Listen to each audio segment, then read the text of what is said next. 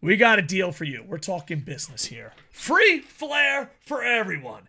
You you get a free Flair. You get a free Flair. You get a free Flair. Everybody gets a free Flair. Ric Flair is a bit of a hot spot. He had a breakdown on social media. Not the best place to have a breakdown, let's be honest. I'm not saying it's not human to break down.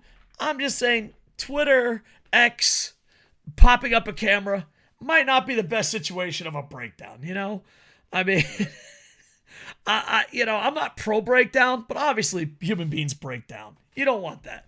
Flair has a breakdown on Twitter saying, well, if you want me to quit, quit.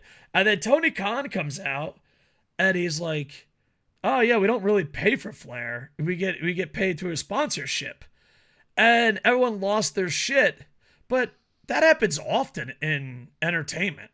This happens often in entertainment where you get paid. Macho Man made more money with the Slim Jims than he did pro wrestling. Source, Macho Man. That's right. I hung out with the Randy Savage. Yeah. And on top of that, a lot of people from WCW have been like, oh yeah, Slim Jim. We got Macho Man for free. Slim Jim paid for everything, which makes sense. It benefits everyone. So this is a normal business acquisition. I am a little surprised Tony Khan went public with it, But here's my point. All right, go ahead. Hot tag to you.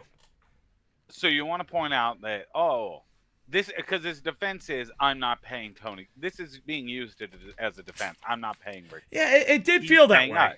He's using it as a defense to deflect from the fact that people were bringing up that after his roasting of Vince McMahon about the sex pastry, he then, and his ban of Hulk Hogan for racism, he then hires Ric Flair within like a week.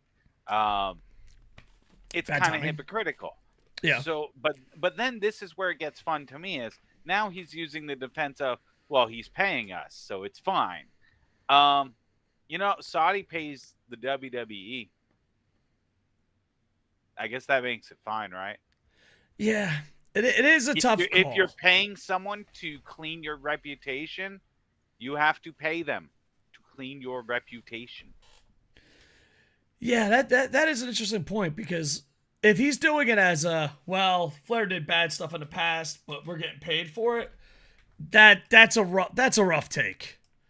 That right there is a rough take.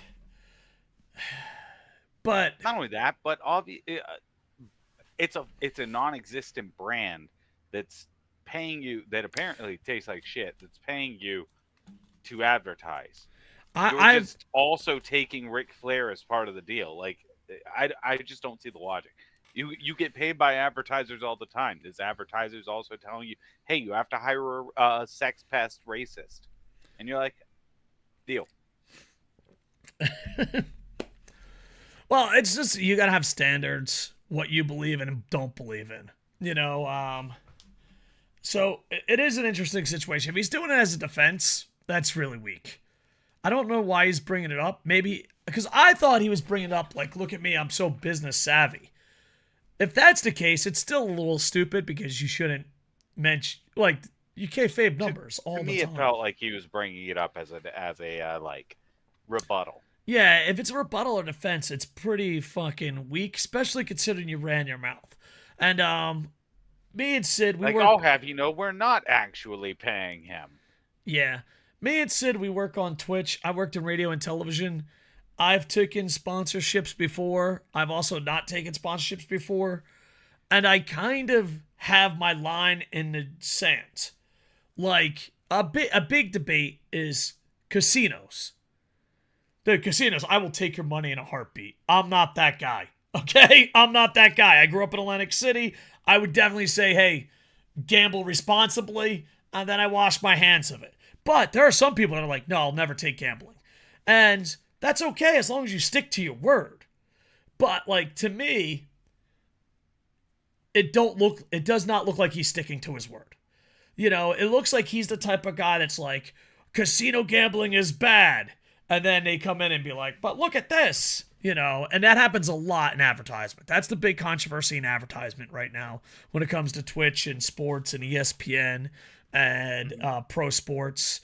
they're like, oh, gambling is bad, and we're brought to you by Dave's Casino. You know, where Gambling's terrible. But let us go now to our sponsor, yeah, Draft Diddlers. To me, where I draw the line, and granted, if I find out something I am advertising or shilling for hurts children, you know, if you're like, oh, that the shirts you made are made by, you know, trapped children in a cage, then I'm like, okay, I got to drop that sponsorship.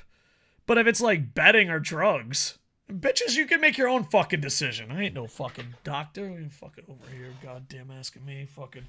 Ooh. So yeah. But it looks like he's. Tell me, maybe I'm off topic here. Let's focus here a little bit. If he's using this as a defense, he looks like a person in the media who says gambling's bad, I'll never take it, and then read a gambling ad. That's what he's looking like. To me, if he's doing defense, it's more about the hypocrisy. It's been the entire Ric Flair thing has just been a big show of how hypocritical Tony Khan can be. Because all the thing he has lectured and given shit to WWE and Vince for, he now is willing to look the other way on because it benefits him. And if that's not a fucking take on most people in the world, yeah. Yeah, no, it's most people. And here's the thing.